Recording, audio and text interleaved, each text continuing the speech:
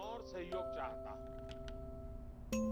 साथियों, पिछले 2 महीनों से लाखों लोग अस्पतालों में, एयरपोर्ट पर, दफ्तरों में,